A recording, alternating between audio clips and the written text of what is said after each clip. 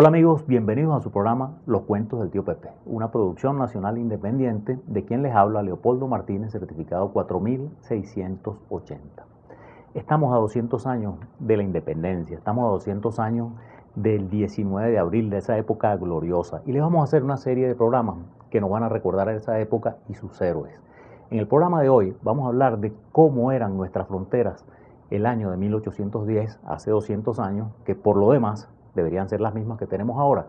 Y para eso hemos traído a un invitado especial que ya una vez lo trajimos al programa como caraqueño de grado 33, pero hoy lo traemos como venezolano de grado 33, que no es nada más y nada menos que don Rafael Valeri Salvatierra, miembro de la Sociedad Bolivariana de Venezuela y del Instituto de Estudios Fronterizos de Venezuela. Don Rafael, bienvenido a nuestro programa. Muchas gracias por estar aquí, por permitirme hablar a nombre del Instituto de Estudios Fronterizos, del cual formo parte, soy miembro fundador, para comentar unas cuantas cosas. El tiempo no da para detalles, porque todas las constituciones de Venezuela han comenzado diciendo que el territorio nacional es el mismo que correspondió a la Capitanía General de Venezuela en 1810, salvo las pérdidas, pues, o las modificaciones debidas a tratados no viciados de nulidad. Bueno, Rafael, hay un principio que invocó el Libertador, que es el utis possidetis juris. ¿Podría usted explicarle a nuestra audiencia qué significa eso y qué tiene que ver eso con los límites de Venezuela en 1810? Sí, ese fue un principio jurídico invocado por el Libertador cuando estaba convocando a las Naciones Hermanas para una reunión, un congreso en Panamá, que vendría siendo algo así como el precursor de la Unión Panamericana, hoy día Organización de Estados Americanos. Ese principio uti possidetis, cómo poseíamos, igual a cómo poseíamos. O sea, el territorio de la República, el mismo que tuvimos cuando la Capitanía General de Venezuela, en 1810, que fue el año base para todas estas cosas. Y en esa época, básicamente todos los países aceptaron ese principio. Sí, tengo entendido que sí, que todos lo aceptaron. Ahora, ¿qué pasa? Que no todos lo respetaron. Una gran diferencia. La mayor parte de los problemas de límites que hemos tenido con nuestros hermanos ha sido debido a equivocada interpretación de los límites para 1810.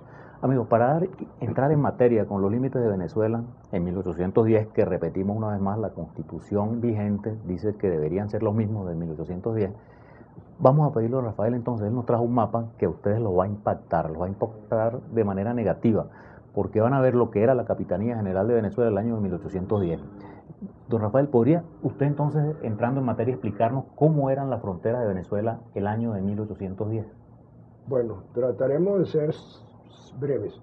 No se conoce un mapa de Venezuela en 1810. De modo que todos son hechos a base de interpretaciones, algunas más ciertas, algunas un poco más cerradas. Este mapa que hemos utilizado como base para nuestros estudios es el publicado por el Ministerio del Ambiente hace algunos años, cuando era ministro mi amigo, fundador del instituto, el ingeniero Roberto Pérez Lecuna. Roberto publica este mapa. Nosotros, es decir, yo lo que estoy haciendo, siendo portavoz de los que han estudiado esto a profundidad, que son investigadores e historiadores, como fueron el doctor Pablo Gercel Higueta, el padre González Oropesa, Salvador Itriago, Eugenio Everar, está también el doctor Alberto Donis Ríos, Daniel de Barandiarán y muchos otros que formaron el Instituto de Estudios Fronterizos. Le hemos detectado, o le han detectado a ellos ciertos detalles. Venezuela era la misma, para 1810 era la misma para 1777, excepto por la isla de Trinidad, que ya la habíamos perdido oficialmente desde 1802-1803. Tiene ciertos errores, algunos en menor cuantía, pero otros un poco más importantes, porque se sitúa el Río Blanco como límite entre el Brasil y Venezuela, o sea, la provincia de Guayana, pero no, ese río no aparece por ninguna parte como límite. Esta línea aquí, que está interpretada no continua, sino una línea a trazos, porque es una aproximación, y este es un estudio del doctor Daniel Barandiarán. Y lo mismo por aquí, porque son toda base de interpretaciones. Amigos, para continuar nuestro programa vamos a pedirle a don Rafael que nos explique la parte más controversial de los límites de Venezuela, que es la parte de la Guajira, que ha sido objeto de numerosas discusiones entre la República de Venezuela y la República de Colombia. Don Rafael, ¿nos podría explicar ese límite de arriba en la Guajira que está en ese plano tan diferente del que tenemos actualmente? Sí, como has dicho, ha sido más controversial porque incluyen nada más y nada menos que las discusiones sobre la supuesta soberanía compartida en el Golfo de Venezuela, lo cual es completamente falso. Es venezolano en todas sus costas y en todas sus aguas. El límite occidental de Venezuela, como lo has dicho, ha sido más controversial porque implica la soberanía de Venezuela en la Guajira, en los Montes de Oca y, como consecuencia, supuestas discusiones de la soberanía del Golfo de Venezuela que son perfectamente inútiles porque todo el Golfo en sus costas y en sus aguas es venezolano 100% desde 1528.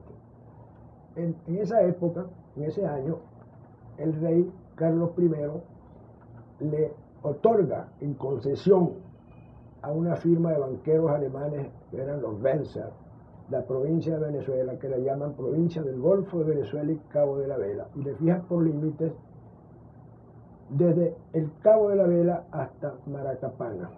Maracapana viene siendo la zona de Barcelona, Puerto La Cruz.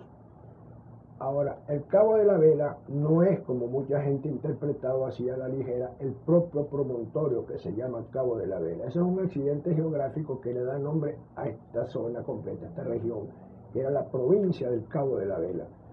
Pero, como al oeste se le había concedido la gobernación de Santa Marta a otro de los conquistadores descubridores, entonces hubo de fijarse dónde terminaba una y dónde comenzaba otra. Y se fijó entonces el río de la Hacha, o sea, la ciudad actual de Riohacha. El meridiano de Riohacha, porque la letra de las capitulaciones con los Wenzer dice de una mar a la otra, o sea, un meridiano que va de una mar a la otra. Ese límite sufrió una ligera modificación de 8 leguas por rumbo, cuando Riohacha pasa a ser ya un municipio. Era una ranchería, de origen venezolano, por cierto, porque cuando se agotan los placeres, los hostiales de Cubagua, los pescadores de perla van a la Guajira y continúan allí la pesca de perla y van formando rancherías, una, otra, no sé cuántas en total, hasta que llegan y se establecen definitivamente en Riohacha, porque el río de la Hacha era justamente la única corriente permanente de agua que había en ese sector. Y eso fue una cosa pues que casi que obligó a la fundación de ese pueblo de Riohacha. Repito, al convertirse ya en municipio se le adjudican los ejidos. Y años más tarde, cuando es adscrita definitivamente a la ya mencionada gobernación de Santa Marta, entonces esos ejidos salen de Venezuela y pasan a la Nueva Granada. Amigos, fíjense qué interesante lo que nos cuenta don Rafael. Muchas veces hemos escuchado en diferentes tratados de que las fronteras de Venezuela comenzaban en el Cabo de la Vela, pero el Cabo de la Vela no es estrictamente el promontorio, sino mucho más allá. Y que el límite es un meridiano que partía de Riohacha, o sea que si ven el mapa, todos los llanos eran venezolanos, prácticamente menos una cuña que estamos viendo ahí, que ya don Rafael nos va a explicar de dónde salió. Pero se perdieron 8 leguas por rumbo en el caso de Río de la Hacha, cuando fue asignado a Santa Marta. Y vamos a hacer una pausa y entonces don Rafael nos va a seguir explicando cómo fueron evolucionando estas fronteras y los tratados que se firmaron para esas modificaciones. Una pausa que ya seguimos hablando de la frontera de Venezuela en el año de 1810.